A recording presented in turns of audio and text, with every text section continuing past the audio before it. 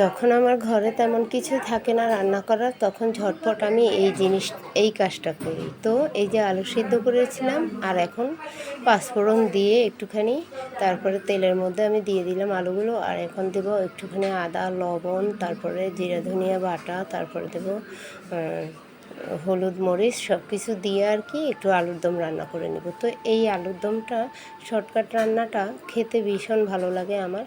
তো আজকে দুপুরের জন্য তরকারি খুবই কম ছিল, আর এদিকে আমি একটুখানি আলু সিদ্ধ করেছি আর ডাল রান্না করেছি। তো একটু ডাল রান্না করেছিলাম, কালকের ডাল ছিল, সেটা আমি মিলিয়ে দিয়েছি। আর এখানে এই যে আলুর দমটা রান্না করছি। তো এই আলুর দমটা খেতে ভীষণ ভালো লাগে। আর এই যে আমার মতন ঝটপট করে কে কে আলুর দম এভাবে খেতে পছন্দ করো আমাকে অবশ্যই জানাবে। তো সবাই কেমন আছো তোমরা? অনেক দিন পরেই আসলে আমার জন্য কি হয়েছে আমি নিজেও বুঝতে পারি না, দুই একটা ভিডিও ছাড়লে। আর এই যে দেখো আমাদের দুপুরে তরকারি এতটুকুনি আছে।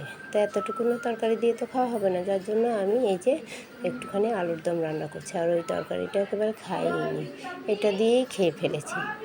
তো এই যে দেখতে পাচ্ছ জলটা দিয়ে দিয়েছি, আর একটু জল দিয়ে আমি ঢাকা দিয়ে দেবো। তো এই যে বন্ধুরা দেখতে পাচ্ছ জল দিয়ে দিয়েছি আমি। এখন এই যে তরকারিটা ঢাকা দিয়ে কতক্ষণ রেখে দিয়েছিলাম, আর এখন এই যে অনেকটাই জল হয়েছে। তারপরে ছোটো কড়াইতে ঢেলে একটুখানি জিরের গুঁড়ো দিয়ে নামিয়ে দেবো, আর এটা ঠান্ডা হলে আরও গাঢ় হয়ে যাবে।